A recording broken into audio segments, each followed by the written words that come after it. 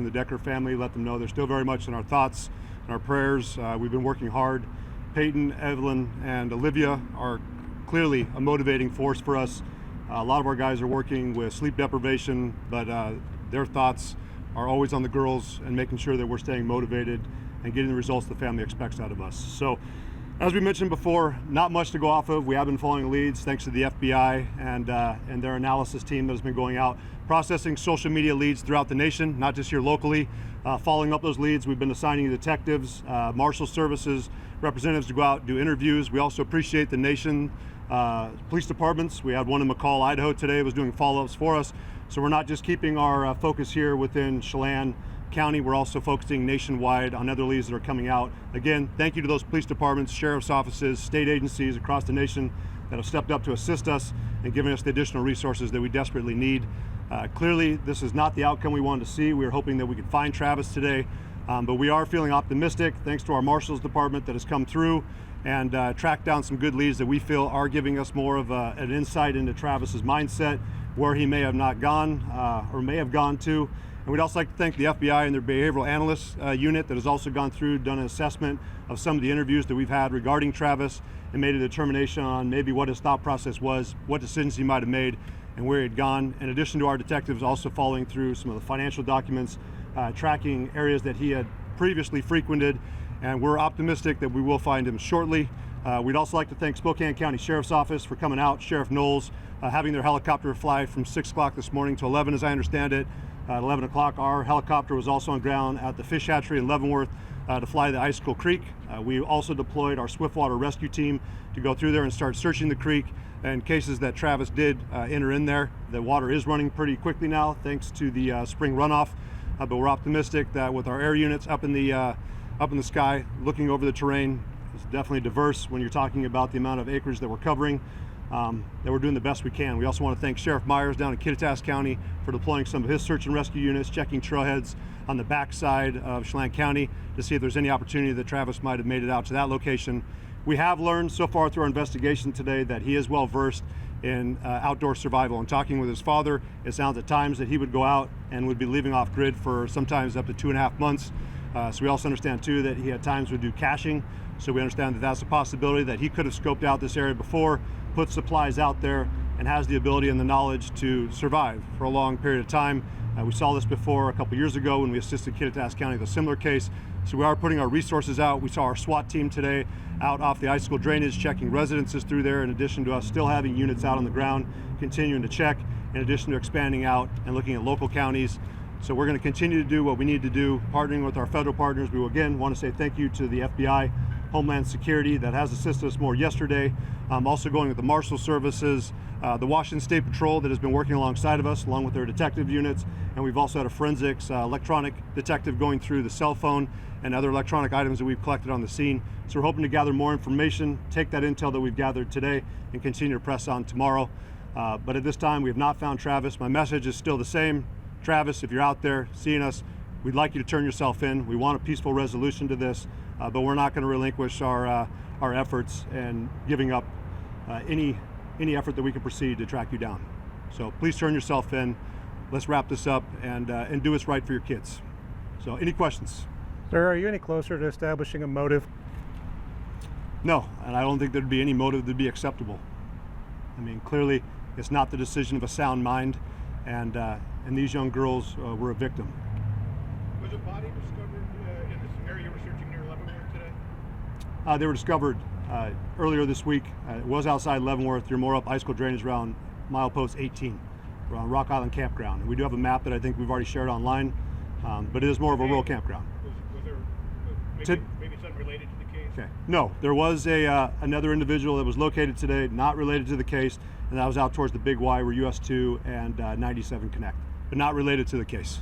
Sheriff, you mentioned McCall, Idaho. There were reports of possible sightings, or maybe it was just the fact that the department received tips.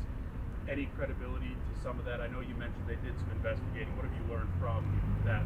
I can tell you so far today we had a possible sighting on East Leavenworth Road. We checked that out. It was not Mr. Decker. We had another one out at milepost 83, US 2. And then, of course, we continue to hear information about other possible sightings from across the nation. As we understood, based off the information we got back, was that the sighting in McCall, Idaho was not our suspect, but we'll continue to work with our neighboring agencies, not only here in the state, but across the nation, to help us track down any leads we do get. What kind of head start do you think he had, knowing the truck was found Monday? When do you think he started to go out? Worst case scenario, we could see that he might have gotten a head start on Friday, so he would have had the whole weekend to be out there. But we're still tracking it down. We will have our autopsy results. It should be coming back tomorrow, and we'll get a better idea of what kind of time frame we're looking at. Is there any knowledge that you guys might have of him possibly making his way back to Wisconsin, where he's from? We're not ruling anything out. So, I mean, we have been in touch with agencies, of course, across the nation, and just tracking down leads. We are aware of other connections he has. We've interviewed friends, co-workers. We're optimistic that we can track down his location. Sir, he left his truck behind, and did you find in that truck any writing, any note, anything that might have Our helped out? detectives are still going through that process. I know that we worked with the Washington State Patrol Crime Lab yesterday, in addition to our detectives, process all that information. And today, as I was leaving our emergency operations center, we did have members of the Washington State Patrol that were processing some of the cell phones we located in the vehicle. What military training does he have that could be a factor in his ability to elude authorities? We do understand, and we're getting more confirmation that he might have possibly gone through mountain survival school, but we also know too that he's been an outdoorsman since he was a kid. Talking with a parent, it seemed like this was something that he was attracted to, liked doing in his free time.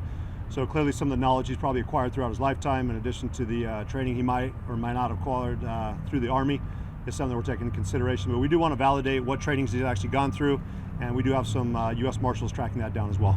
Sheriff, what is your reaction to the fact that he's been out and about, you said, for as long as 2 months? Does that give you room for pause that he is no stranger to being out and living off the grid for so long? Well, we're certainly an agency that learns from the past. I mean, we saw this before, I believe, around North Bend. I don't know how many years ago that was, where they had an individual who had been involved in a similar incident and then had dug himself a bunker out there. So we take that in consideration, that he may be aware of our surroundings, has the ability to survive, and that's going to certainly make it more challenging, but we're up for that challenge. I mean, we recognize that 87% of our county is not accessible by road. We've been dealing with that over the last 125-year history of this agency, so we're no stranger to that. We're aware of our terrain, and we'll continue to work with our federal partners and U.S. Forest Service that has stepped alongside of us to assist us in possibly closing down some of the trails in the area in order to ensure, of course, that the environment stays safe for anyone who may come to visit, but that we also have access to go through there and start checking all the trails and locations that we believe he may recreate. Sheriff, the longer this goes on, what concerns do you have about, you talk about the fight or flight mentality and when desperation kicks in? Obviously there's that survival skills element of it, but the longer it goes on, I mean, we've seen where things often go. Do you have concerns for whether it be those who are out looking for him, just kind of where this could all come together, and that mentality someone may have when desperation mode kicks in? We understand the mentality we're dealing with. We have a well-trained agency. We're a leader when it comes to de-escalation here in Washington State. We were one of the original agencies for that training hub, so we understand that we have the ability to control the pace of situations. We have behavioral health units. We have the ability to communicate with him, and we're going to continue to do that. But our primary goal is to track him down. Of course, we want to make sure that he's safe, but ultimately he will be brought to justice. You started out this press conference saying you're confident that you'll find him quickly. What makes you confident given all these challenges? The amount of partners that have come alongside of us. I mean, again, I've cited the U.S. Marshal Service, the FBI.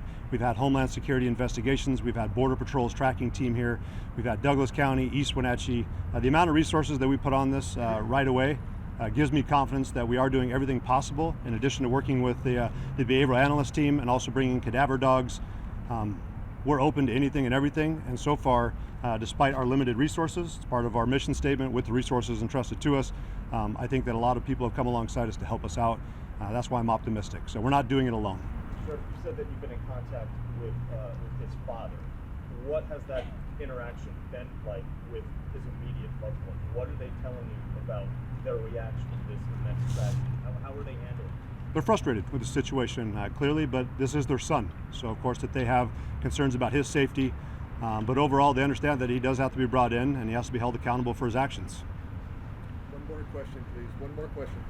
Sheriff, I just wanted to clarify. I mean, you said that with this survival skills coming to light here, how does that change moving forward as we get further and further into this investigation on your guys' search efforts? Well, we understand that he can cover a lot of ground. I mean, certainly, based off what I know from him, he's in decent shape, and he has the ability to go out there, which, if anyone's been out in that part of the county, it's thick, so it's going to make it more challenging for us to locate him, and especially if he's knowledgeable and he knows how to conceal himself. That will make a unique challenge for us, but we feel pretty confident in bringing members of Border Patrol in too, with their experience of working in more diverse terrain, especially along our Canadian border. We have people who are experts in that field as well, and also excel and have the military training as well. I mean, we recognize he's not a subject matter expert. I'm not going to glorify him in that sense. I do appreciate his service, but overall, we have other men and women who are assisting us who are also military veterans and have that kind of background and experience. And I would certainly point out our Forest Service deputy that was able to immediately locate it as soon as we got information about a general area where he's at. We're up for that challenge. So, thank you. Okay, for our media partners, I do have a contact sheet that I'd like to have completed. That way we can easily follow up with each of our media partners. So at the conclusion of this, you can find me if you haven't already signed it. That would be greatly appreciated. Thank you for your time, and we'll plan additional updates in the hours and days to come. Thank you. Nothing set though at this point as far as updates? Not to my knowledge, no.